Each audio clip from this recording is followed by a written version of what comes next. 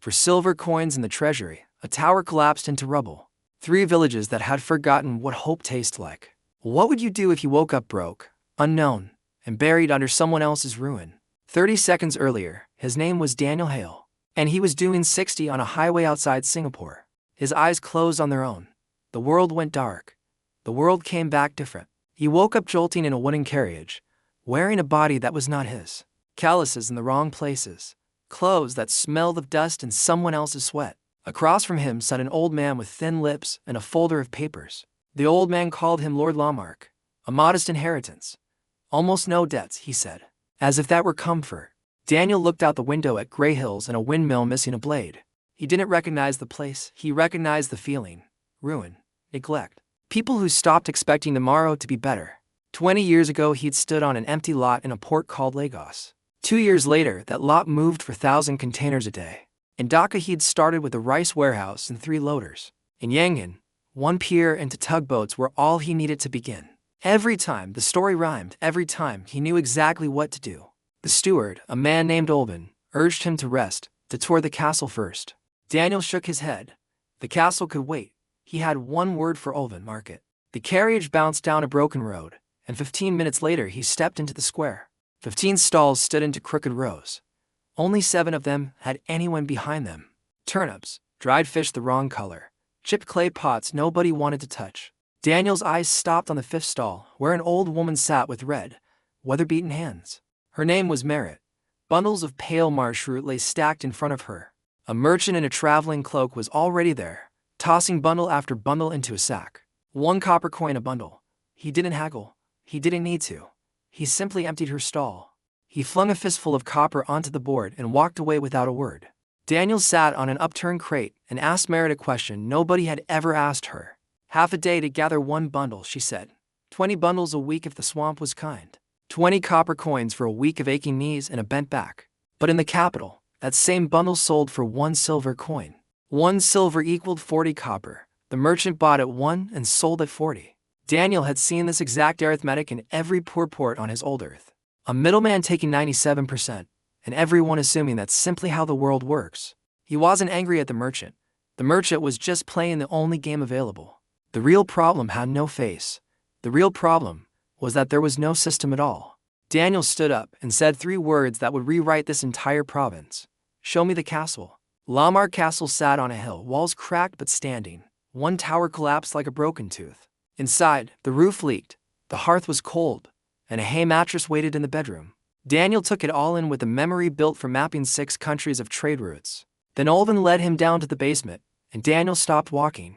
The basement was enormous, far larger than any castle this size should need. 3 levels of stone descended into the dark, lined with smooth rectangular shelves. On the far wall, an archway opened into blackness that swallowed the torchlight hole. Olvin admitted he had never gone further. "Too dangerous, too dark," he said. Daniel stood before that arch for a full minute, then turned and walked back upstairs. That mystery could wait. First the road, first the market, first Merritt and her copper coin. That night he learned the numbers. 800 people, turnips, barley, a little flax. 3 roads left Lamarck, and every single one of them led to ruin or the wrong direction. But Daniel wasn't drawing a map of geography. He was drawing a map of flow. Lamarck sat at the crossing point of 3 kingdoms, and right now it was a dead end. What if the road were fixed? What if passing through became faster than driving around? He lay on the hay mattress that night, wind howling through the cracks like an empty pipe, and he thought about the basement, about shelves built for cargo he hadn't found yet. Someone had built a warehouse down there long before him. Someone who thought exactly like he did. That thought kept him awake far longer than the cold ever could. At dawn, 40 villagers climbed the hill to the castle, expecting nothing good. Daniel knew that look. He'd seen it on dock workers waiting to hear about layoffs and taxes. But he didn't give a speech. He sat on a rock by the well and asked one question. "What is the one thing keeping you from living better?" Thorne spoke first. "The road, a wheel breaks on every other trip he makes." Quinn talked about bandits at the pass, taking their toll in copper and fear.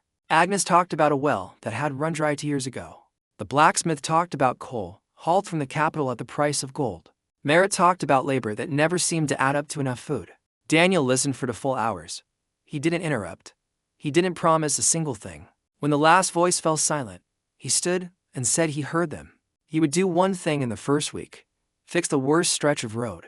There's no money, he admitted, but there's stone in the hills, and there are hands. Anyone who worked the road for 3 days would receive a warehouse receipt with a seal, a document that could be traded for goods, or spent right there at the market. Thorne asked how a piece of paper was better than a promise.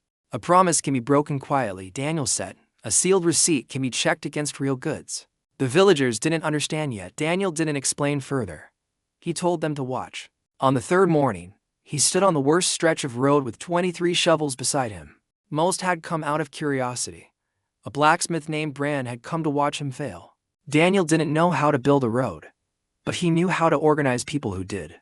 He'd once coordinated 300 containers unloading with 60 men, who shared no common language. This was easier. He split them into 3 teams: break, level, lay, and assembly line of stone.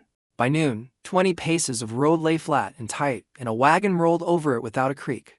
The men didn't know the word assembly line, but within half an hour every one of them understood the principle behind it. Thorne kicked the stone once, looked at Daniel, and said nothing. The next morning he brought 11 more men without being asked, and somewhere in the dark beneath the castle, an archway waited, patient as stone, for its turn to matter. Word of the road spread faster than the stone itself, one wagon wheel at a time, one story at a time. Neighbors who had never spoken to Daniel began appearing at dawn without being summoned, shovels already in hand. Thorne started keeping a tally of his own, counting paces of finished road the way a miser counts coin. Quinn stopped talking about bandits for a while, and started talking instead about how fast his cart moved now. Even the carpenter, who drank more than he built, sobered up long enough to help lay the final stretch. Daniel noticed something he hadn't expected. People weren't just working for receipts anymore. They were working for proof. Proof that effort actually returned something, instead of vanishing into the same old hopeless ground. That kind of proof, he knew from 20 years of ports and warehouses, was worth more than any speech. It was the only thing that ever truly convinced tired, doubtful people to keep showing up the next morning. By the end of that first week, the road had crept forward half a mile. Daniel issued 23 warehouse receipts, each one worth 2 copper coins and future goods. Olven looked at the papers like a man watching his lord lose his mind. "What backs these receipts?" he asked, "if the warehouse is still empty?" Daniel answered in one word Olven had never heard before: futures. He spent 10 minutes explaining it. Olven wrote to pages and underlined it 3 times. On the 8th day, Merritt walked into the castle carrying a sack, not toward the market, toward him. She wanted to trade her root for a receipt instead of a coin. Daniel asked her a question that made the old herbalist go still. Did she know her root sold for a silver coin a bundle in the capital, 40 times what the local merchant paid her at the stall? The problem was never the root, Daniel told her. The problem was the journey to get it there. One woman alone could never survive that road. 10 herbalists together could split every cost of it. He offered her 15 copper coins a bundle, not 40, because the caravan needed guards, and he needed to eat too. 15 was still 15 times what she made yesterday. Merritt asked what was in it for him. Daniel told her plainly: 3 coins of every bundle, for storage and delivery. Merritt counted in her head, moving her lips slowly, weighing his honesty the same way she weighed a bundle of root. She moved her lips, counting in silence, and then she nodded. Daniel wrote her the very first warehouse receipt for a full sack of marsh root. She held that paper in both hands like a letter sent down from heaven itself. For a long moment she said nothing at all, just stared at the ink, the seal, the weight of it in her palms. 3 days later 4 more herbalists arrived. A week after that, there were 12. The root filled niches in the cellar wall that seemed built for exactly this purpose. Daniel ran his hand along the smooth stone edges more than once, unable to shake the feeling of walking into someone else's plan. Daniel tried not to think too hard about who had built them, or why they fit so well. A dead castle was waking up, one receipt, one bundle, one broken promise replaced at a time. And somewhere below it all, in a chamber no one had entered yet, something ancient was still waiting to be found. Daniel had a second problem now. Not enough stone, and not enough hands to carry it. He found Bran the blacksmith, broad-shouldered, silent, forging a horseshoe with movements that wasted nothing. Daniel didn't ask for a horseshoe. He asked for a lever, a crowbar built to split stone. He described it precisely: a long steel bar, a pointed end, a thickened grip for pressure. Bran asked how a lord would know such a thing. Daniel said he'd read it in a book. Bran didn't believe him, but 2 days later he'd forged 3 of them anyway. Work on the road tripled overnight. Stone that once took an hour now split in 10 minutes. Men who had grumbled about the pace 2 days earlier suddenly found themselves finishing early, with strength to spare. Bran came to see the results himself. He touched the crowbar, then asked for 10 more. Daniel offered payment in receipts. Bran said he didn't trust paper. So, Daniel offered something else. Crowbars for coal, brought back at half the market price by caravan. Bran counted on his fingers, then held out his hand. Lomark's second contract was sealed. It was 1 page long, just like the first. Plain words that meant exactly what they said and nothing else. That night, Daniel sketched a diagram on paper. Arrows, nodes, one flow feeding the next. He'd drawn versions of this same shape 100 times before, on 100 different projects, in 100 different offices. Root moves out, coal moves in. Payment is guaranteed by the harvest still in the ground. Olvin peeked in and asked what kind of map this was. Daniel called it a cash flow map. Is it a river? Olvin asked. In a way, Daniel said. It absolutely is. On the 14th day, the first caravan left Lamarck. 1 wagon, 2 mules, 6 sacks of root. Olvin begged him not to go himself. Daniel said a lord should know his own road by heart. Today's out. 3 bandits stood at a bridge demanding a toll of 2 copper coins. Daniel paid without arguing a single word. His driver asked why. Daniel called it information, not a loss. Now he knew exactly where they stood, how many, and how much they charged. In a month, that small piece of information would pay for itself many times over, far more than 2 coins. In the capital, a physician named Jiram crushed the root between his fingers and called it excellent. Daniel proposed a standing contract, fixed price, fixed volume, delivered once a month without fail. Jiram agreed on the spot. They signed the agreement on a single page, no more complicated than the ones Daniel had already used back in Lamarck. On the way home, Daniel stopped at a fork in the road, a spring, a clearing, a grove for firewood. He told his driver and it would stand right here one day. The driver said nothing, but he remembered. Daniel returned to Lamarck with 6 silver coins and a plan sketched on the back of a contract. Waiting for him was a second kind of trouble, Father Kedrick, furious about godless paper stealing his flock. The priest sat down uninvited and said trade was a sin, and Merritt now walked with her nose to high. He stayed nearly an hour, listing every complaint he'd been gathering from worried villagers all week long. Daniel didn't argue theology. He asked one thing. How many people came to Sunday service? 20, sometimes 30, the priest admitted, blaming laziness. Daniel promised 100 within a month. The road is growing, he explained. Travelers need somewhere to rest and somewhere to pray. More travelers meant more parishioners, and more parishioners meant a roof that finally stopped leaking. He offered one more thing. Every market contract sealed with both the Lord's mark and the priest's blessing. That made Kedrick not just a priest, but a guarantor whose word was suddenly worth silver. He thought it over those 3 days more carefully than he'd thought over anything. In a decade of quiet sermons, he watched the road grow from his own temple window, watched strangers stop and ask directions for the very first time. He watched Merritt walk to market with her back a little straighter than it used to be. 3 days later, Kedrick returned with a wooden seal he'd carved himself, and one condition of his own. 10% of temple donations would fund an orphanage. Daniel agreed before the sentence finished. By month's end, the road to the market was done. 3 miles of stone that didn't creak once.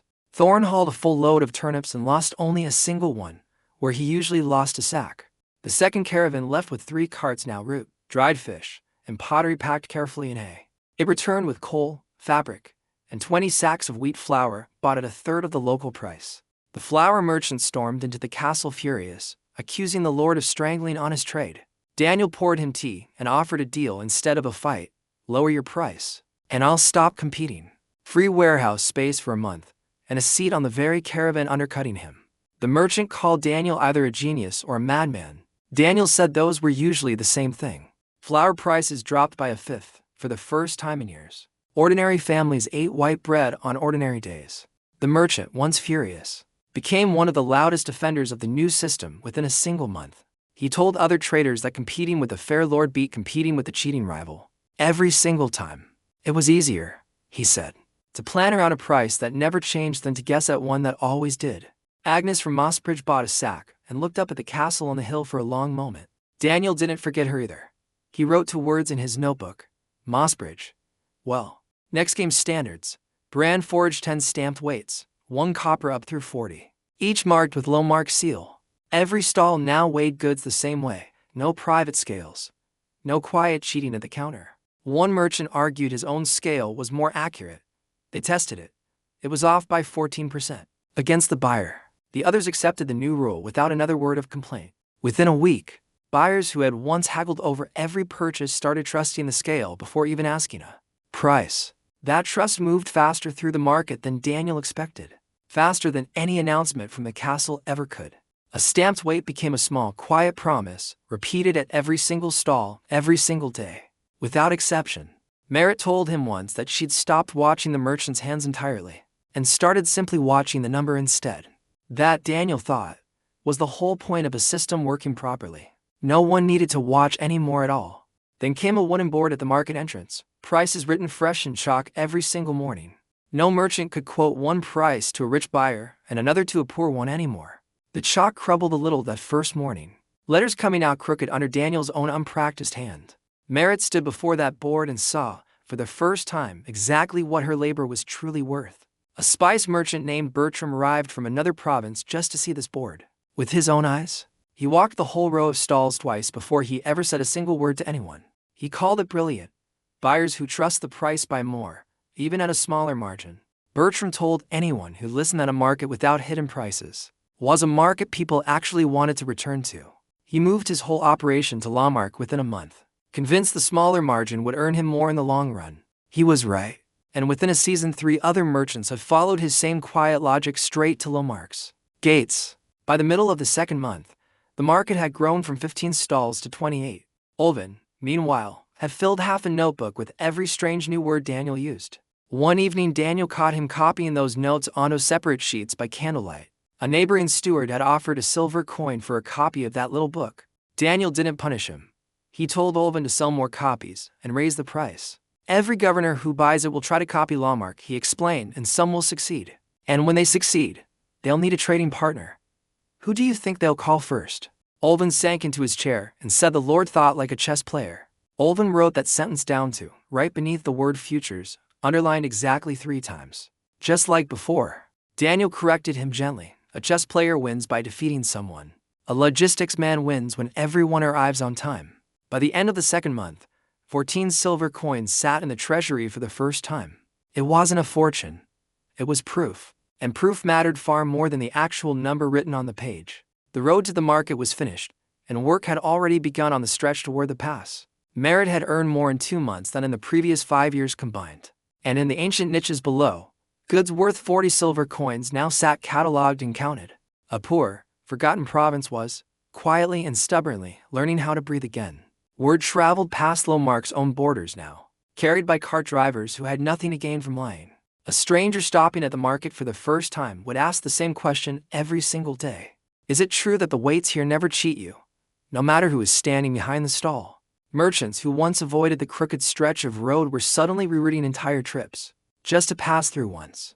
Daniel watched this shift happen slowly, then all at once. The way every real turning point tends to arrive. He'd seen the same curve before, in 3 different countries, on 3 different continents, under 3 different flags.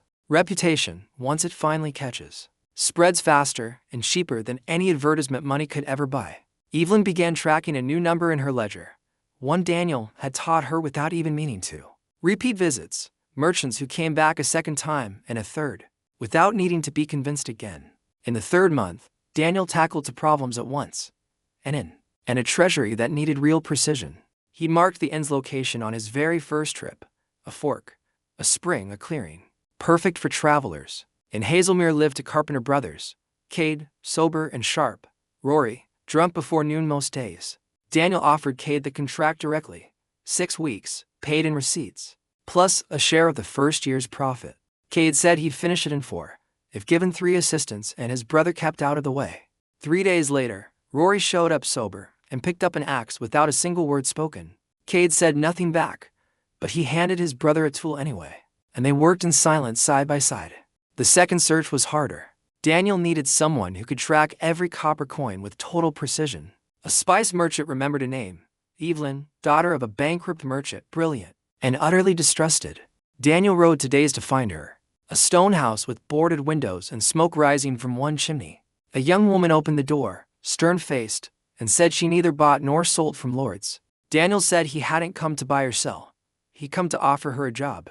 He handed her the entire Lamarck ledger and told her to find every mistake in it if she could. She read it standing in the doorway for 10 full minutes, then said the numbers were clean. but the system was chaos. Daniel said that was exactly why he needed her. Evelyn asked for one thing beyond her pay: full access, no restrictions, forever. She said if that access were ever denied, even once, she would walk out the same day and never return. Daniel didn't just grant it. He gave her the only key to the treasury room. Not even he could enter without asking.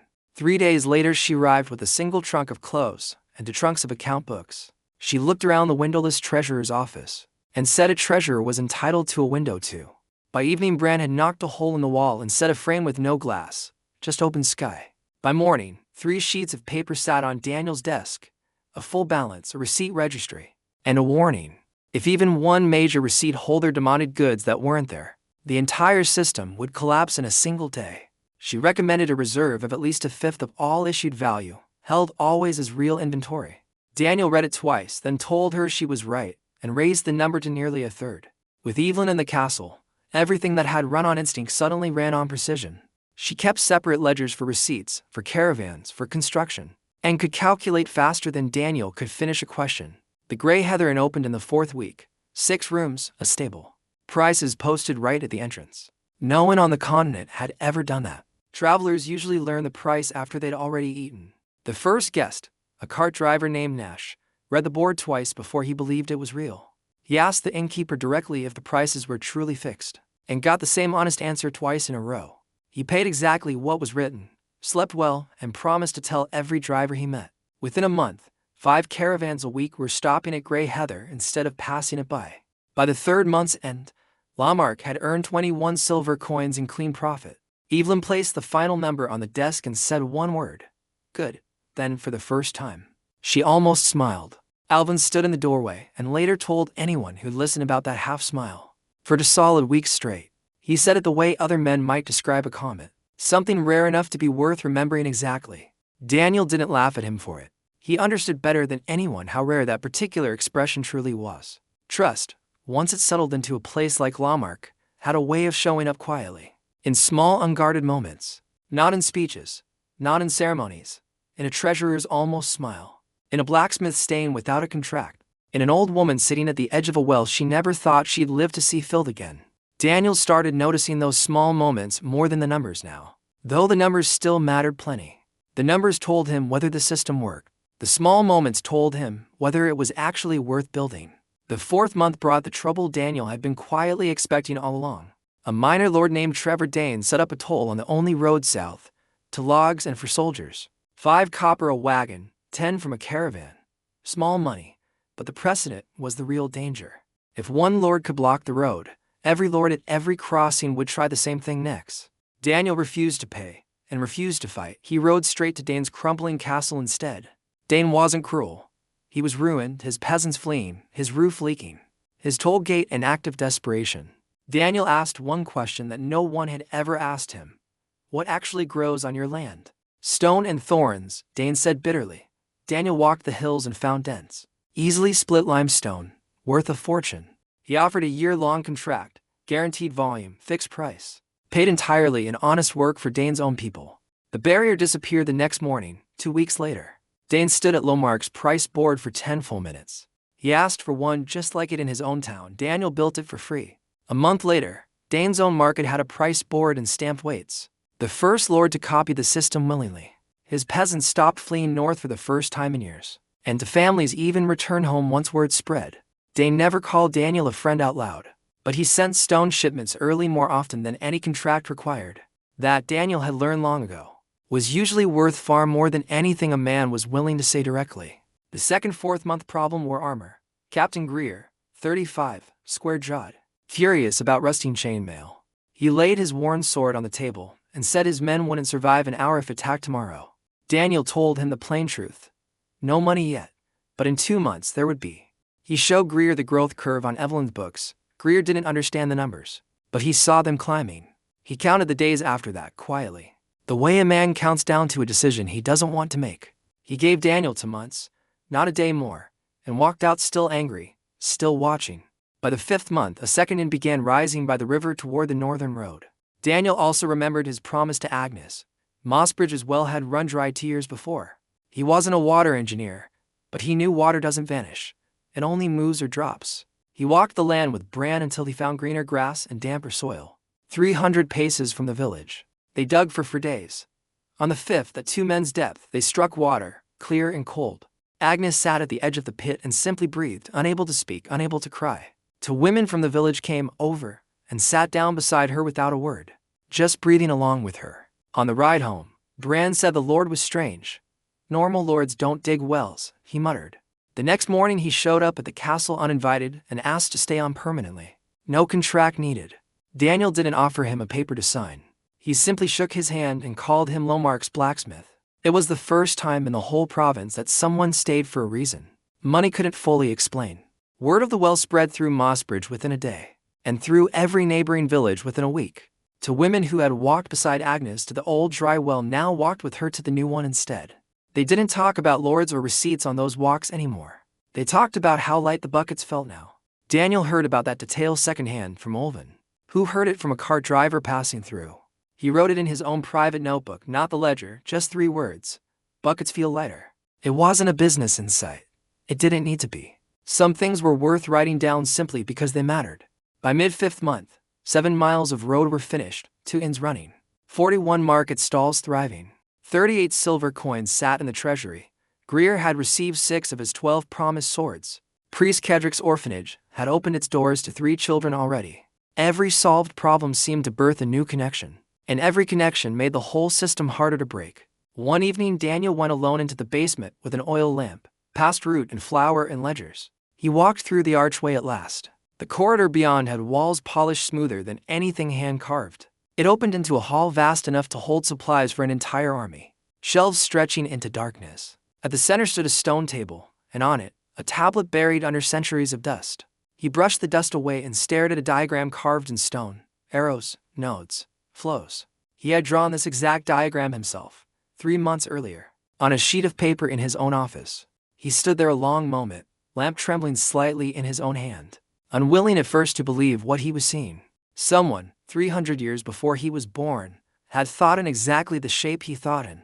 That realization followed him for sleepless nights. A coincidence too precise to actually be a coincidence. The 6th month brought rain, mud on the road, and growth that had finally started to slow.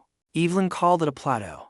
Revenue that once doubled monthly was now climbing by only a fifth. Daniel knew that word from his old life. Every hub goes through it.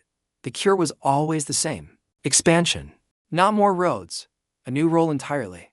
Lamarck needed to become a transit hub, not just a supplier. A fee charged for storage and handling of transit cargo, small margin, but enough volume to matter a great deal. Caravans traveling the long way around already existed. They simply didn't trust the short route through Lamarck yet. Trust required guards. Daniel returned to Greer with a bigger offer. 20 for swords instead of 12. In exchange, the guard would double, with new patrols covering the road between both inns. Village boys with nothing to do became soldiers with something to defend. 26 strong within weeks. And then, in the 6th week, a caravan leader named Oswald veered off his usual route on a rumor. 12 wagons, 30 guards, cloth and iron, drawn in by talk of a market that didn't cheat anyone. He read the price board, said one word to his men, and stayed to full days. He left 30 silver coins behind for lodging, repairs, and supplies. More than Lamarck usually earned in a month. Evelyn recounted the number twice, certain she'd made an error. She had it. Daniel watched Oswald's last wagon vanish over the hill and knew exactly what this moment meant. He'd seen it before, in Dubai when the first container ship entered a brand new port, in Singapore when the first flight landed on a new runway. The moment a system stops being a project and simply becomes real, whether anyone announces it or not. Before Oswald, Lamarck had been an experiment. After him, it was a route people chose on purpose. And with a tension like that came something Daniel had been dreading since the very first day. 2 weeks later, a man in a gilt cloak rode straight up to the castle, bypassing the market entirely. His name was Ferris Blackwood, polite, soft-spoken, and representing the most powerful trade guild in the capital. The guild offered an investment, 500 silver coins, in exchange for exclusive transit rights through Lamarck. Daniel read the offer and understood exactly what it meant underneath the pleasant wording. Control. If the guild owned the route, every rival caravan would stop coming, and Lamarck would become a customs post. He declined politely in writing, a week later, and offered open access instead of exclusive rights. Ferris left without saying goodbye. Daniel knew this wasn't the end of the conversation. 3 weeks later, the guild answered, not with a letter, but with bitter almonds hidden in the evening stew. Daniel caught the smell first. Bitter, faint, wrong. He'd heard about that smell before. Back on his own earth, he set his spoon down and told the whole table to stop eating immediately. Olvin had already swallowed 3 spoonfuls. He was sick for half the night. A boy no one recognized had delivered firewood that morning, claiming the usual woodcutter was ill. No one ever found him again. Merritt's decoctions pulled Olvin through, pale but alive by morning. The poison had been weak, a warning rather than a killing dose, Merritt said flatly. Daniel stood by Olvin's bed and looked at the little man who had never once asked for a raise. From that day, only the trusted people would touch the kitchen, and the well was guarded around the clock. Daniel called a council. The poison, he said, was almost certainly the guild's answer to his refusal. Greer wanted to interrogate everyone in the castle. Daniel said no. That fear would tear trust apart faster than poison could. He needed protection instead, someone who could stand beside him at all times. Better than any soldier. Evelyn argued that hiring a stranger from the woods was reckless, that he knew nothing about her, not even her name. Daniel said the same thing had been true of Merritt once, and of Bran, and of nearly everyone who now mattered most. Greer said finding one skilled fighter wouldn't be easy in a province this small, this far from any real capital. That was when Bran finally spoke, the way he always did, rarely, and only when it was worth saying out loud. Bran remembered a young woman who had once come to his forge to sharpen two unusual eastern blades. She lived alone in the woods beyond the southern hill, spoke to no one, and clearly knew how to use a sword. Daniel rode out alone, against every protest, because an armed group would only frighten her away. He found her camp, sat on the ground and armed, and simply said he needed help. She stared at him, without blinking for the full minutes before she spoke a single word. Daniel didn't fill the silence. He had learned patience from a riverboat captain once, years earlier, in an entirely different life. Her name was Hannah Sojin, expelled from an Eastern order for disobeying orders she wouldn't explain. She said an armed stranger was a threat, but an unarmed one was either a fool or fearless. Daniel said he was definitely the fool. Hannah didn't smile, but she stood and slung her swords over her back. She chose a room beside his study, not his bedroom, because that was where he actually spent his life. That first night, Daniel found her sitting on the floor outside his door, eyes open, swords across her lap. She told him she was sleeping, just with her eyes open. He didn't argue. He finally slept through the night. The next day, walking through the market, Daniel noticed a boy selling small wooden carvings from a rough stall. He bought a little fox with its tail raised high and a sly, clever expression carved into its face. He carried it back to the castle, set it on the table outside Hannah's door, and said absolutely nothing. No note, no explanation, just a small gift left where she would find it whenever she chose to look. The next morning, the fox had moved just slightly closer to the edge of the table, facing the hallway. Hannah never mentioned it. Daniel never asked, but the fox stayed there, quietly, through every season that followed. Some kinds of trust, Daniel had learned long ago, are built with contracts and seals and careful negotiation. Other kinds are built with nothing more than a 2 copper coin fox, and the patience not to explain it. The 7th month brought a single sheet of paper. That would change how an entire province did business. A standard contract, 1 page, plain words, a seal from the Lord and a blessing from the temple. And one line beneath it all, any dispute would be settled by the Lord himself, within 7 days. Final and binding. He announced it from a crate in the market square because he wasn't tall enough to be seen otherwise. Bertram read it twice and called it the best thing he had ever seen in his life. 11 contracts were signed the first week, 23 the second. Merchants began traveling here just for the paper. The first dispute came 10 days later. A grain merchant who had shorted every sack by a quarter weight. Daniel weighed the sacks himself on calibrated scales and ruled swiftly, deliver the missing grain, plus a penalty. The merchant cursed the ruling, paid it anyway, and returned a week later with a properly weighed contract. The system didn't work because it punished people. It worked because it taught them once, permanently. Word of that ruling spread faster than any of the contracts themselves ever could have on their own. Merchants who had never once considered a fair deal possible started asking for the standard form by name. Some came from 3 days away, just to sign a contract they knew would actually be honored either way. Daniel realized something during that first dispute that he hadn't fully understood back on his own earth. A court doesn't need to be grand or ancient to work. It only needs to be fast, fair, and consistent. Consistency, more than any law written in old ink, was the thing that actually made people believe in a system. He told Evelyn that evening that arbitration was the cheapest. most powerful tool he had built in Lamarck so far. She agreed, and added a line to her own ledger that had nothing to do with money at all. Disputes resolved, 7 days or less, every single time, without exception, since the very first ruling. The same month, a woman in a worn traveling cloak walked into Lamarck on foot, heading for the orphanage. Her name was Mariel Voss, a healer expelled from her order for treating the poor without charge. She cured a stubborn cough in 3 days that had haunted 3 orphans for 2 full weeks. Daniel offered her a permanent post, on one condition that left her speechless: free care. For everyone. No exceptions. She asked why, if not for charity. Daniel explained illness as a cost, a lost harvest, a stalled caravan, lost income for everyone. Free treatment wasn't kindness. It was the most profitable investment the entire province could make. Mariel said quietly that in 20 years, he was the first person to call her work practical, not just holy. She partnered with Mer within the week, one who knew the plants, one who knew the body. The first patient through the infirmary door was one of Greer's own recruits, hand cut open during training drills. Mariel cleaned and stitched the wound in 10 quiet minutes, calm in a way that steadied the soldier instantly. He walked out holding his bandaged hand up like a trophy, telling anyone who listened that the pain was simply gone. By evening, 5 more villagers had appeared at the door, coughs and sore backs and 1 badly rotten tooth. Mariel worked past midnight, that first day, and most days after it, without ever once complaining about the hours. In the morning she told Daniel plainly that she needed help, and she'd already decided exactly who that help would be.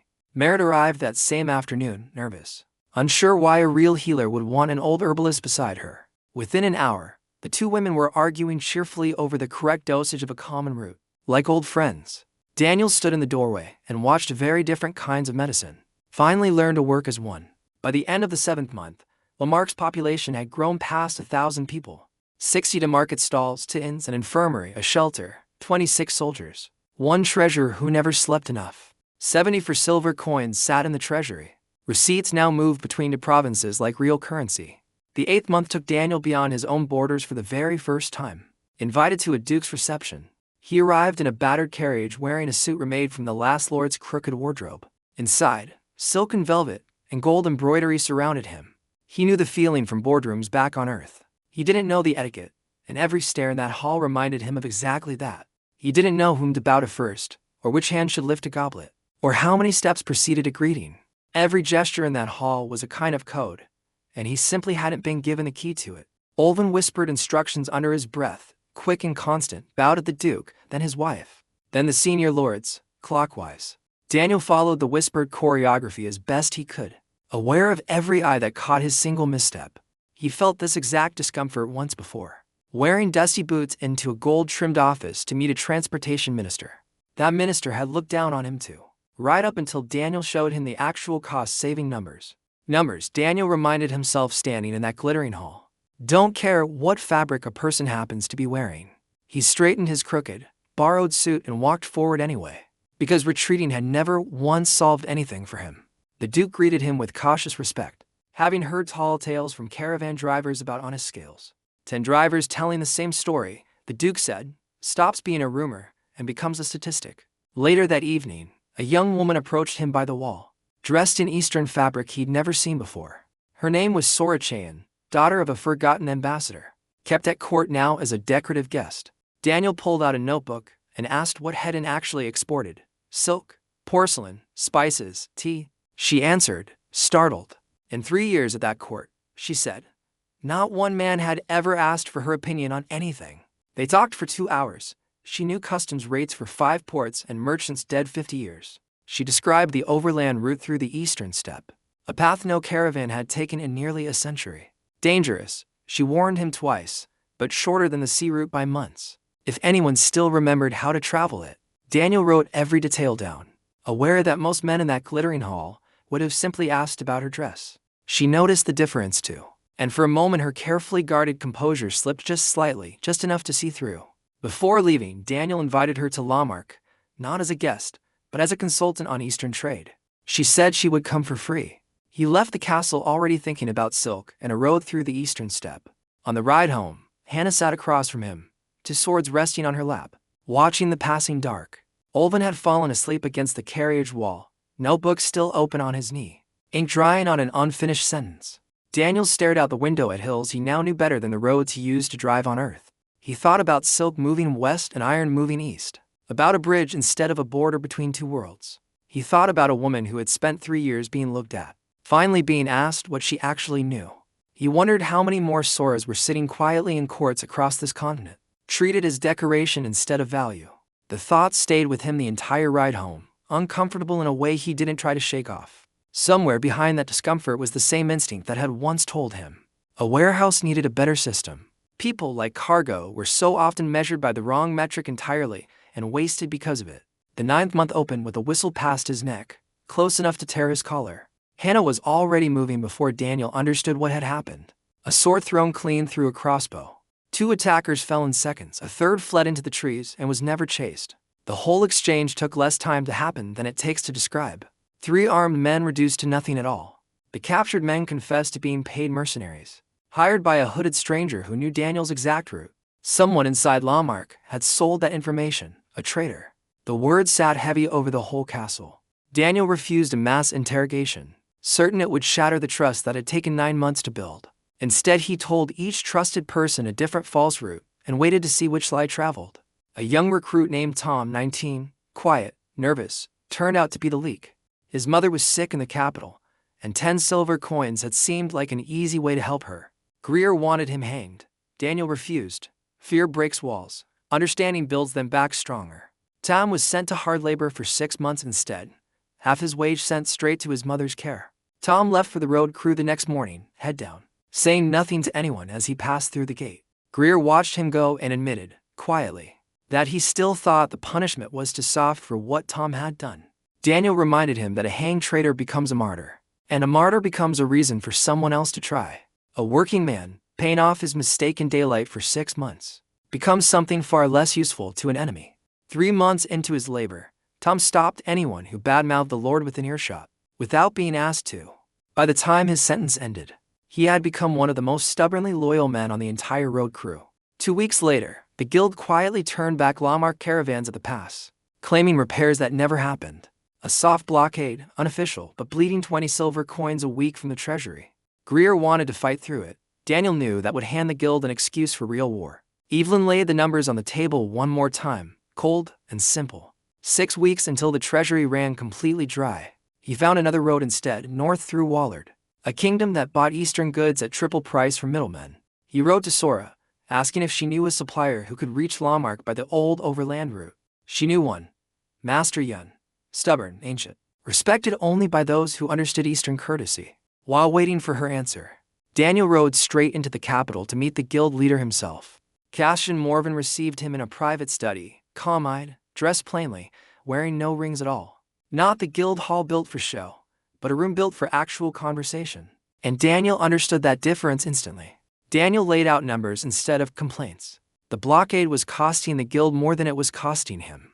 Every caravan block simply found another route, one that paid the guild nothing at all. He offered a new kind of control instead of open war, a certified transit hub, bearing the guild's own seal. The guild's influence would grow into new territory instead of shrinking behind a closed gate. Cassian laughed quietly, genuinely, and said in 20 years no one had ever offered to grow his slice of the pie. He asked for 3 days to think, and lifted the blockade that same evening as a gesture of good faith. 3 days later, the guild accepted, asking for 10% of Lamarck's transit income in return. 10% of something growing, Daniel said, was worth infinitely more than everything from nothing at all. Riding away from the capital, Daniel replayed the conversation over and over, turning Cassian's calm eyes in his mind. That man wasn't a villain in any story sense of the word. He was simply the system, working exactly as designed. He protected a monopoly because that was the entire function of his position, the whole shape of his logic, for 300 years. That logic had never once been seriously challenged by anyone willing to show their math. Now someone had. And the strangest part was how easily the old system had bent instead of breaking outright. Daniel understood something in that moment he hadn't fully grasped. Before arriving in this world at all, power built on scarcity fights every rival to the death. Power built on growth can afford to make room. The guild hadn't surrendered anything. It had simply discovered a bigger pie was more profitable than a smaller monopoly. That lesson, Daniel suspected, would matter again someday, on a much larger and much more dangerous scale. The 10th month brought Sora home, sunburned and thinner. leading 7 camels no one in Lamarck had ever seen. Children ran alongside them. Bran stared in silence for 3 minutes and declared they had the wrong kind of horses. She brought 20 bales of silk so light it seemed to hold light inside the fabric itself.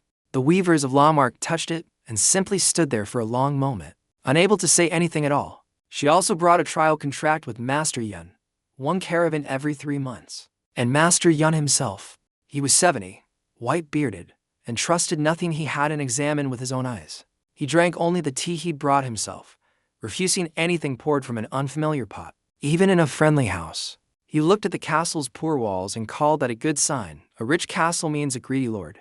He walked the market slowly, touching goods, checking weights, reading the price board with obvious disbelief. In 50 years of trading, he said, he had never once seen a market that didn't cheat him somewhere. He said it quietly, almost to himself, the way a man speaks when a fact still hasn't fully settled into belief. Then he told Daniel something that made the hair on his arms rise all over again. His great-grandfather had spoken of a place exactly like this 300 years ago. In these very hills, it was called Almi, a trading empire so vast that everything on the continent once passed through it. Uniform weights, fair scales, contracts that were always honored, everywhere without exception. Merchants of every kingdom once traveled hundreds of miles, just to trade beneath Almia's single unified seal. Then, overnight, it vanished. No war, no plague, no earthquake, just ashes where a network had stood. Some in Hedon believed a single network had grown too powerful to connected, too dangerous to a hidden few. Daniel felt the same cold he felt standing before that dusty stone tablet in his own basement. Someone had destroyed Almi on purpose, and he was quietly rebuilding it brick by brick, on the very same ruins. Master Yun left 3 days later, promising to return in 3 months. If Lamarck was still standing by then, it wasn't a compliment. It was a warning wrapped in an old man's careful courtesy.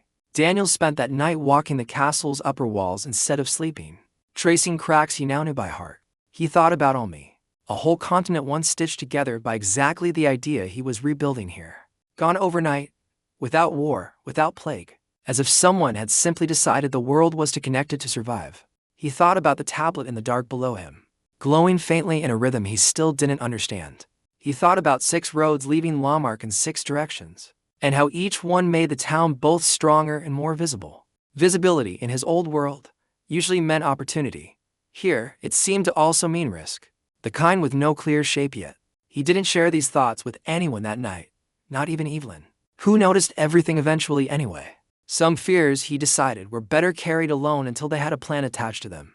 He went back inside before dawn, picked up a pen, and started sketching the next 3 months instead.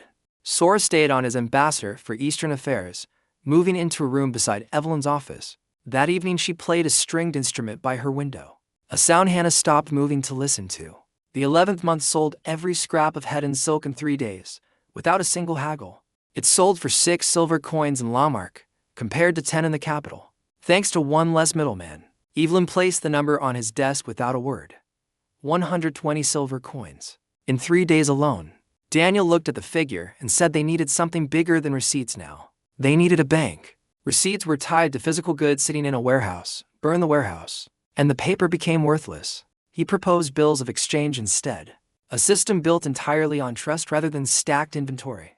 A merchant deposits silver in Lamarck, carries a slip of paper instead of coin through dangerous roads. He presents that slip at another branch and receives his silver back, minus a small service fee. Evelyn warned it would only work if people trusted Lamarck's paper more than silver in their own pocket. Daniel said that was exactly the reputation he'd spent 9 straight months quietly building.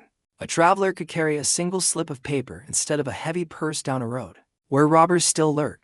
That slip meant nothing in a stranger's hands, and everything in the hands it was written for. The trading house opened, and merchants from 3 kingdoms, even distrustful ones from the far north, opened accounts. The book stayed open every single Wednesday for anyone to inspect. Almost no one ever came. Everyone knew they could. By the 12th month, Lamarck had 6 inns, 190 market stalls, and 420 silver coins banked. That was more than the annual income of some small baronies twice its size. Daniel still wore the same clothes from a year earlier and slept on the same hay mattress. Every coin went straight back into roads, guards, the infirmary, the orphanage, and a new school Cedric had opened. 20 children learned to read and count there, taught partly by Sora in a language none of them had known. And then came the letter no province the small could ever ignore. A summons from the king of Wallard. Not an invitation, a demand to explain exactly what Lamarck had become, and how fast. Before Daniel could even prepare a response, a rider arrived alone, unannounced, wearing the crown's own colors.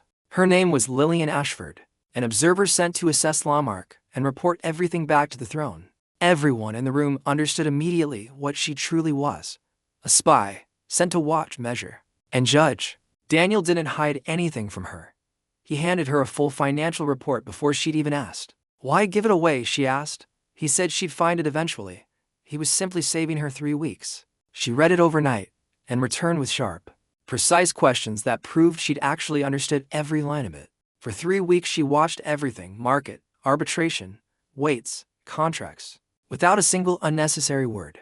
She wrote in a small notebook of her own, one Olven-eyed with obvious professional curiosity from across the room. Finally she asked how he had come up with all of it. Daniel said only that he'd seen it work somewhere far away. At the same time, a second letter arrived from Northern Hog, a kingdom that had strangled trade with tariffs for 20 years. Their own merchants were furious, watching caravans bypass their kingdom entirely for the road through Lamarck. Daniel answered with an invitation instead of an argument. Come to the Great Lamarck Fair. At the end of the year, he announced something that made Olven drop his notebook on the floor. Lamarck would ask to become a free trading city. The 2 months before the fair were the hardest Lamarck had endured since the very first week. Old wooden stalls came down, stone ones rose in their place, built in round-the-clock shifts. Greer recruited another dozen soldiers, bringing his force to 38. Drilled every single morning without fail. Hannah stepped onto the training ground once and moved like water, while the soldiers moved like bears. Mariel stocked 3 months of herbs, certain that 30,000 visitors meant illness, injury, and lost children. She trained new assistants in 10 days flat, drilling them on wounds, fevers, and simple broken bones. Sora organized translators for merchants from 3 kingdoms, since half the fair's business would happen in 3 languages at once. Evelyn built an entire second ledger just for fair transactions, refusing to let one chaotic week blur her whole year's records. Olven ran messages between every department so constantly that he wore through to pairs of boots. Before the fair even opened, Cedric prepared the temple for an overflow crowd, setting up benches outside for anyone the building couldn't hold. Brand forged extra weights for 3 new market rows, working late enough that his forge glowed long after sundown. Cade and Rory raced against a deadline neither brother had ever taken this seriously before in his entire life. By the final week, Lamarck looked less like a province and more like a city holding its breath before a storm. 3 weeks before the fair, a red-haired mercenary named Ryan Ashton rode in with 12 riders behind her. She wanted a long-term contract guarding the caravan roads, and she knew every mile of them by heart. Daniel offered her 1.5 times her asking price, purely out of calculation, not generosity. Training a new captain later would cost more than simply keeping the best one now. Ryan laughed loud enough to turn heads across the market. He was the first man to buy her work, not her. She signed the standard contract without haggling over a single line of it, an unusual thing for a mercenary. She told Daniel later that most lords tried to talk her price down before they'd even seen her fight. He was the first one who'd simply done the math and decided paying fairly was cheaper than losing her later. Her 12 riders integrated into Lamarck's patrols within days, riding the roads Greer's soldiers had once covered alone.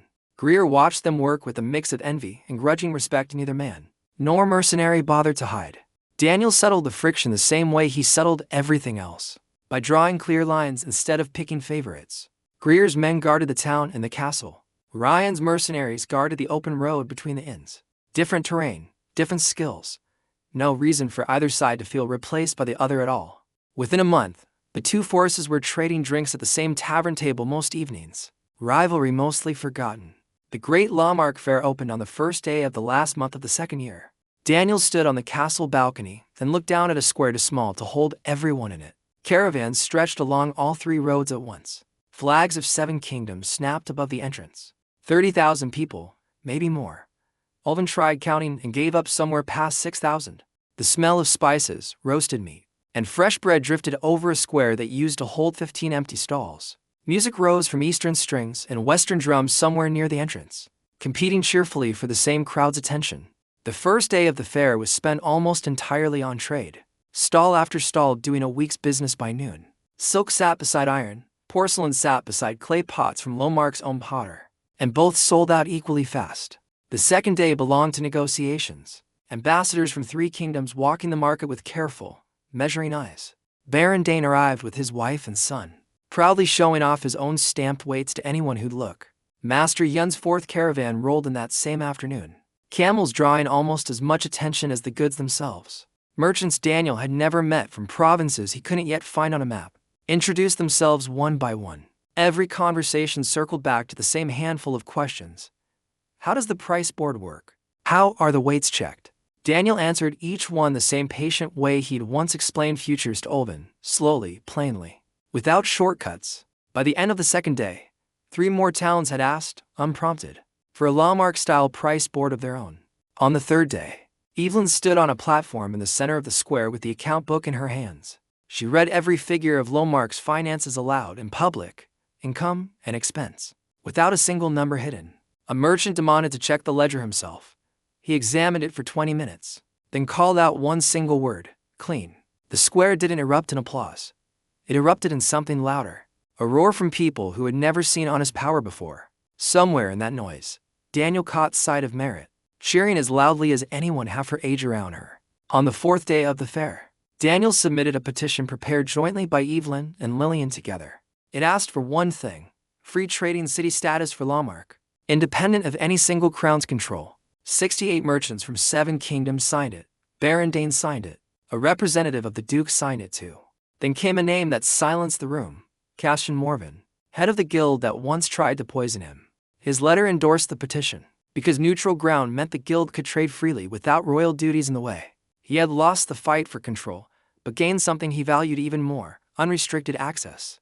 Daniel read that letter twice, remembering a private study, a thin man with calm eyes, and a truce over wine he never drank.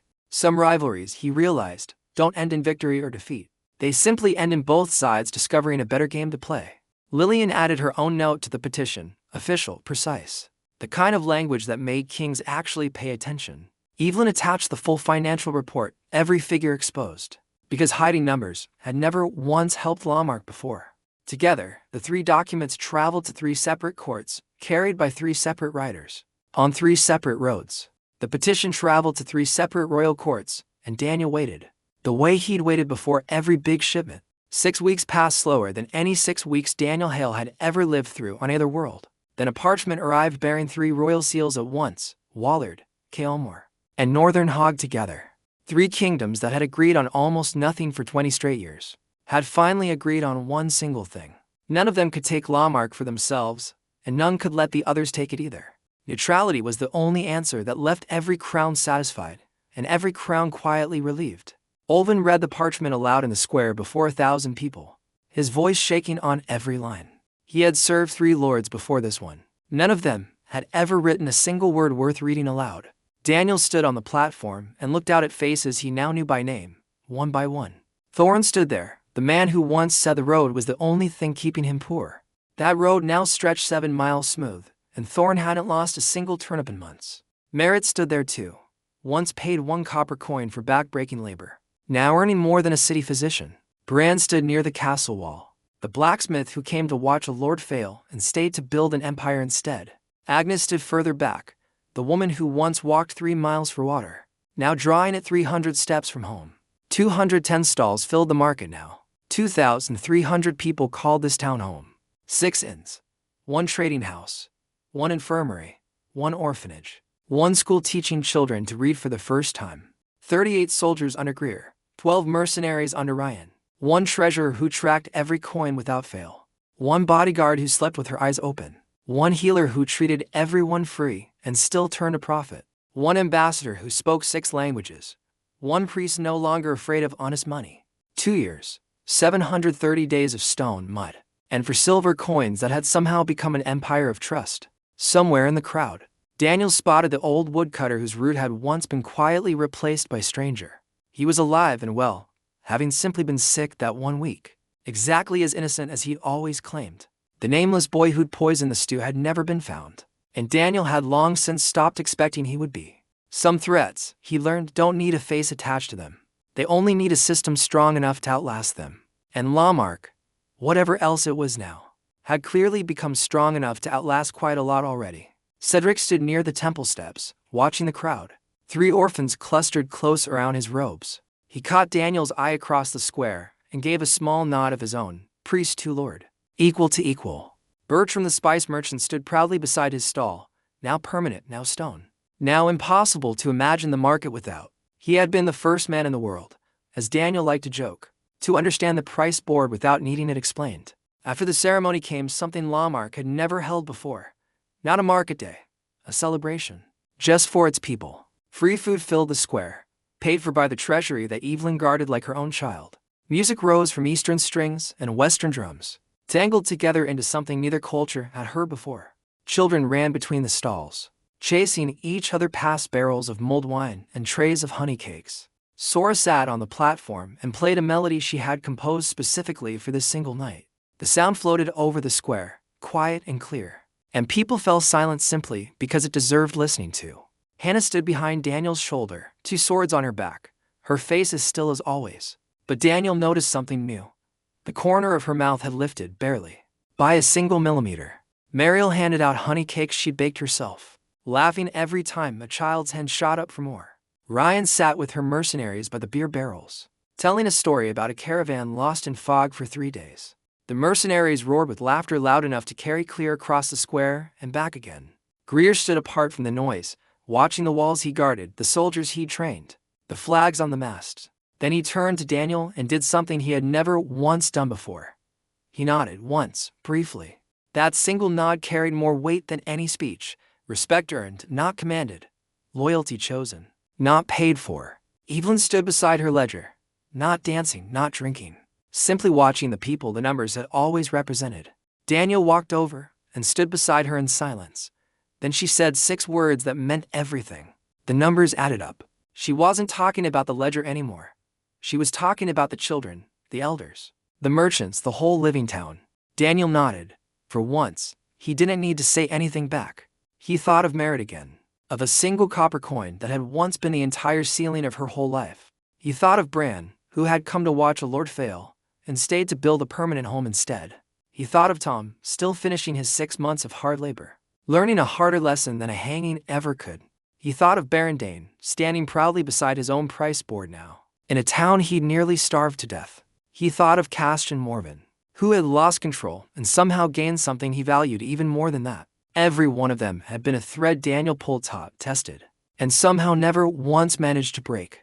That, he realized standing there, was the entire quiet secret behind everything he had built into short years. Not brilliance, not luck, though he'd had plenty of both, just refusing to treat a single person as disposable. Every dock worker, every herbalist, every stubborn priest, every skeptical merchant had turned out to matter in the end. Near the end of the evening, Lillian approached him as the square slowly began to empty around them. She placed a folded, sealed parchment on the railing in front of him without a word of explanation. It was her report to the king, ready to be sent, sealed and finished days earlier. Daniel didn't open it. He simply asked what it said. She told him plainly. Lamarck could never be subjugated, but it could absolutely become a friend.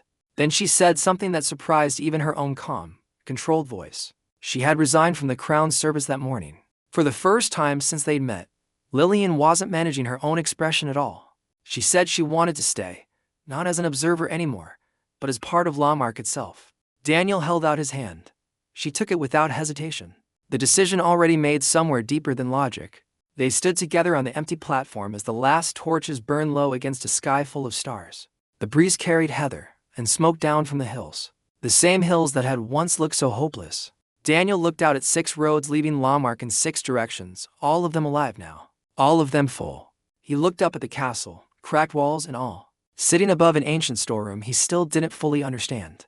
He remembered the highway outside Singapore, the heavy eyelids, the unfinished route he never got to send to Jakarta. He was standing, instead, in the center of a city he had built with contracts on his scales, and open books. Not with a sword, not with magic, with the simple, stubborn idea that trust was worth more than gold. He had finally finished the optimization he never got to complete on that highway. 2 years and 1 lifetime later, he thought about the client in Jakarta whose shipment he'd never finished routing. A problem that had once felt urgent. It felt distant now, small, almost quaint. The kind of unfinished business that belongs to a completely different life. This life had its own unfinished business, larger and stranger. waiting quietly in a chamber beneath his own feet. He didn't know yet what the tablet meant, or who else in this world might be watching the same signal. He only knew that whatever came next, he would face it the same way he'd faced every crisis so far. Not with fear, not with bravado, with a notebook, a plan, and people he could actually trust beside him. Hannah with her swords, Evelyn with her ledgers, Greer with his soldiers, Mariel with her herbs, Sora with her languages, Lillian, now standing beside him instead of watching from a distance. Her report finally meaning something different. A team built not from loyalty oaths, but from 100 small, honest transactions, repeated until trust became a habit. That, more than any road or warehouse, was the real thing he had built here, brick by careful brick. He looked one last time at the square below, quiet now, torches dying, the shape of a whole life visible in it. Somewhere out there, 6 roads waited for morning, and 6 roads worth of caravans waited to travel them again. He turned from the railing at last, Lillian's hand still loosely in his, and walked back toward the castle gate. That night, deep beneath the castle, in a chamber no light and no sound had ever reached, something changed. A warm golden glow traced itself across the ancient stone tablet, following every line Daniel had once drawn on paper. The light moved from the center outward in 6 directions, tracing the exact routes he had mapped above ground. It held there for 10 silent seconds, and then it faded, leaving only darkness and dust once again. But in the farthest corner of that room, behind a wall no living hand had touched in 3 centuries, something clicked. Somewhere across the continent, inside a windowless tower, a nameless man opened his eyes without a sound. On the table before him lay a second stone slab, an exact twin of the one beneath Lomark's castle. The same golden symbol had just flared and faded on his own copy in perfect unison with the other. His face showed nothing. He simply stood and walked toward a window that had never actually been there. He touched the bare wall, and the stone turned transparent, revealing the whole continent laid out beneath him. Cities, roads, rivers, mountains, and one small point between 3 kingdoms, glowing faintly like a fallen star. He said a single word, quiet, almost bored, the way a man speaks when he has seen something before. He had watched this exact light 300 years earlier, and he had waited far too long that time. Almi had grown too large before he acted, and its ending had cost more than anyone alive now remembered.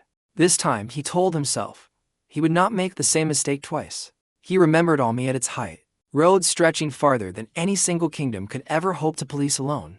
He remembered the moment it all became too tangled to control, too many threads pulling in too many directions. He remembered making the choice, 300 years ago, to cut every single one of those threads at once. It had worked. The world had gone quiet again, scattered back into small, manageable, disconnected little kingdoms. But quiet, he had learned slowly over 3 centuries, was not the same thing as safe, not really. Quiet simply meant the next Almi hadn't been born yet, not that it never would be. Now, watching that same golden light trace itself across his own copy of the tablet, he understood what it meant. Someone new had picked up the same old thread, in the same old place, without ever knowing its history. He would need to learn who this new architect actually was, before deciding whether history needed to repeat itself. He turned from the transparent wall, and the stone slid back into place, solid and blank once more. He sat down at his table again, and began writing a single word at the top of a blank page. Lawmark.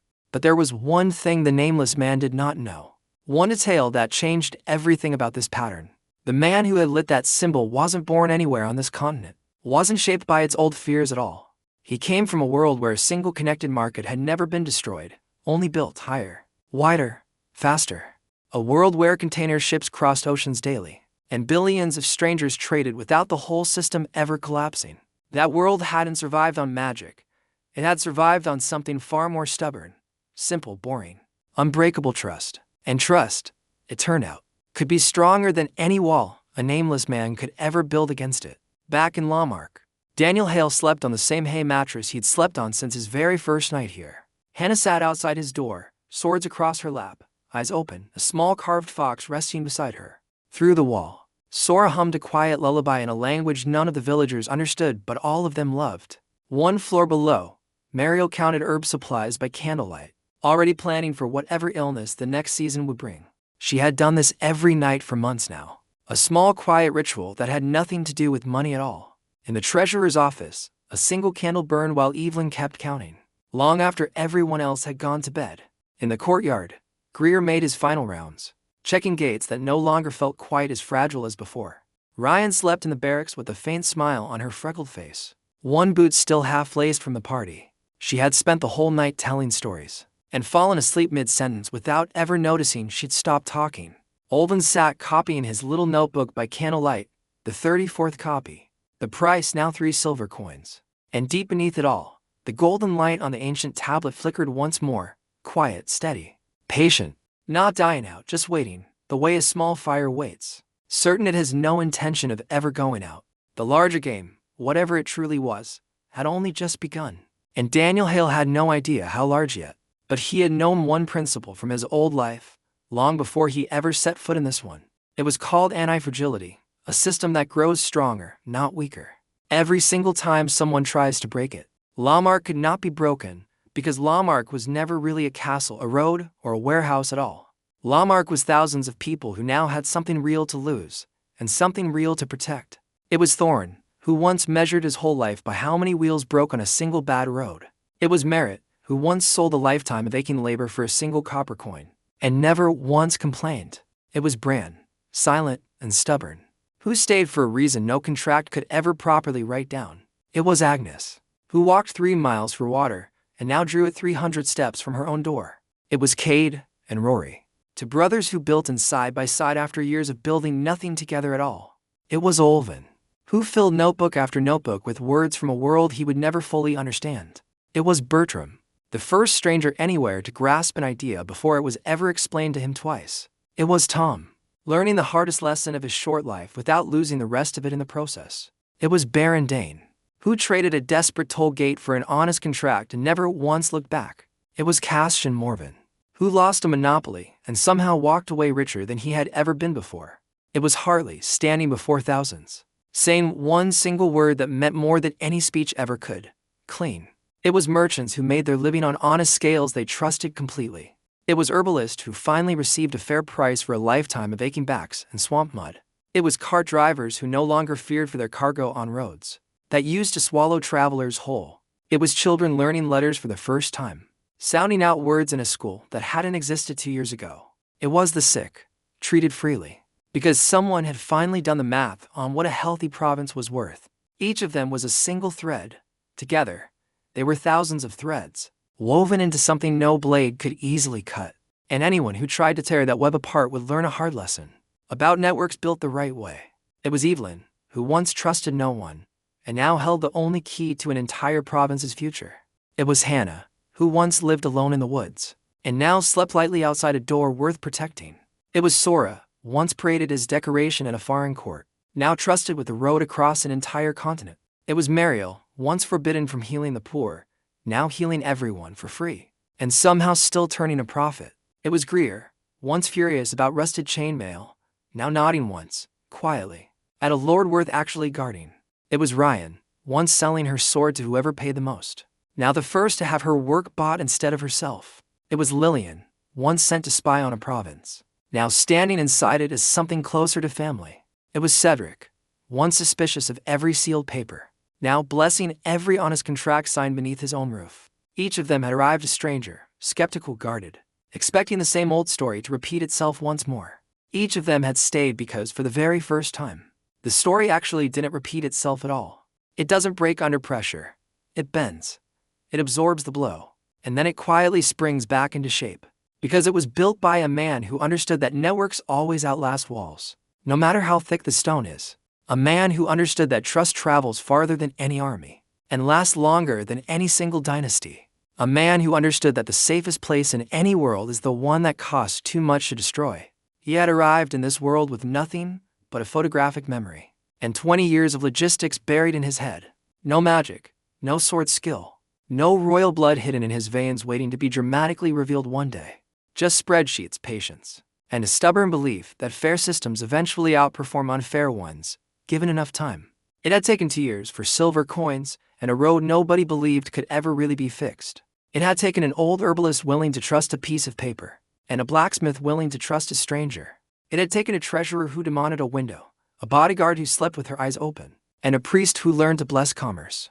It had taken a healer who worked for free and somehow made an entire province healthier. Because of it, it had taken every single person who chose to show up one more morning, even when showing up seemed pointless. None of them had built an empire on purpose. They had simply built something worth defending, one honest day at a time. And in a world built on threats, tolls, and old fear, that turned out to be the rarest weapon of all. Daniel Hale, Lord of Lamarck, once a senior logistics manager who fell asleep behind the wheel on a quiet highway. He slept now without dreams, because he no longer needed them to imagine what a working system looked like. His entire life had finally become the thing he used to only sketch out late at night on a spreadsheet. And somewhere below a castle with cracked walls, a small golden light kept steady watch. And Lamarck simply kept standing,